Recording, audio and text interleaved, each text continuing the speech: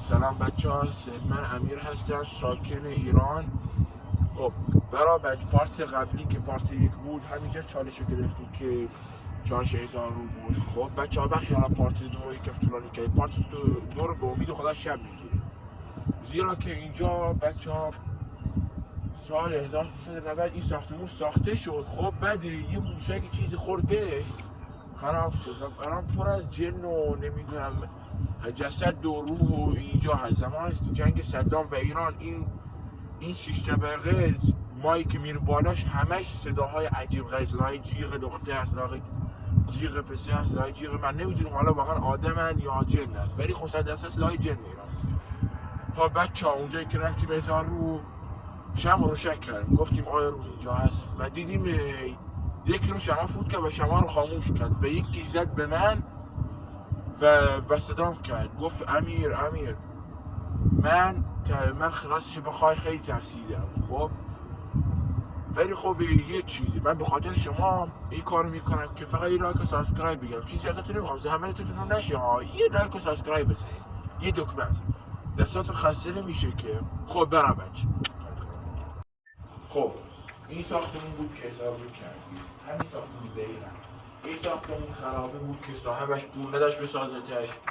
خب و این که این ساختمون واقعا پر از جن و نمیدونم حالا مفتاز و هر چیزی که هست خیلی هست، خطرناک هم هست. ما اون موقع که رفتیم یکی اومد بالا به خواست بکشتون و ما فرار کردیم. فرارمون هم یه جوری بود که اگر مثلا میگرفتمون میکشتمون، واقعا میکشتمون، چون دیگه تو حال خودشون نیستن، خودتون هم خوب میدونیم. خب زیرا که اینجا سال 1398 یکی کشته شد و 2 سال بعد فهمیدن اینجا یکی کشتن و جسدش رو بردن و روحش هنوز داخل این خونه باقی مانده و اینکه جسدش هنوز در حال حرف زده است. واقعا جن تسخیر کرده بود جسدش رو، روحش هنوز داخل این خونه ها مانده. خب ما رفتیم اون موقع ازا کردیم، همین مردی که مرده رو روحش رو تسخیر خواستیم کنیم، نشد. ولی حالا برای شب سعی میکنی روحش تسخیر کنی براتون، که همین که شما هیجان زده بشید، همین که ما چند تا لایک و سابسکرایب بگیریم. بچه ها برای پارت دوم به لایک و سابسکرایب نیاز دارم. این داستان تعریف میکنم، این داستان قبل از پارته.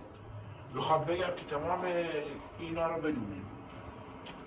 اینجا دقیقا 7 طبقه و اینکه سقفش پاره و اینکه لکه‌های خون روی زمین و اینکه جیغای عجیب غریب و پر از نفرت انگیز میاد، که انگار یکی از یکی نفرت داره و دوست داره اون یکی رو بکشه.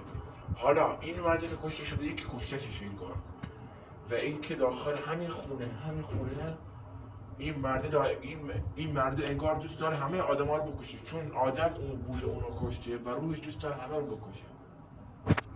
حالا ما برای سعی میکنیم برای شما وارد این خونه بشیم، با اینکه میترسیم سعی میکنیم برای شما وارد این خونه بشیم، فقط برای لایک و سابسکرایب، که فقط ما رو نیازمند نکنید، ما رو شرمنده نکنید. برای بچه قلبی جاتون همینجاست. خب بچه ها این پنجره رو تازه دوست عزیزی میبینید، داخل این پنجره رو یکی سرش رو در آورد و داشت نگاه میکنه، ما نمیدونیم کیه و نمیدونیم چه کسیه، چه شخصیه. من راستش بخواه حرفی دوستمو باور نمی کنم و اینکه شاید واقعا دیده، چون خونه تصویر شده است. شاید پارت بعد که اومدیم اینجا بتونیم صداها رو نشون بدم، ضبط کنم چه صداهای عجیب غریب از اینجا میاد و این خونه واقعا تصویر شده و خودم هم میترسم، حالا ترسم گرفت دستم دارم میرسم، زیرا اینکه نگاه کنید اینجا رو، پر از سنگ و پر از فیبرهای خراب و سقفش خراب. اینجا تمام مردم و اینا محتادا و هر چه دزد و هر چه مثلا روانی و هر چه جن و اینا داخل خونه هست. بعضی هم مطالبه میشه اینجا که مثلا بتونن حرف بزنن، مثلا دزدی کنن، که نقشه دزدی رو بکشن یا اینا، که الان نیستن. بیشتر شبا دیده میشن، که شب که ما میایم اینجا، شب ما وارد همین خونه میشیم.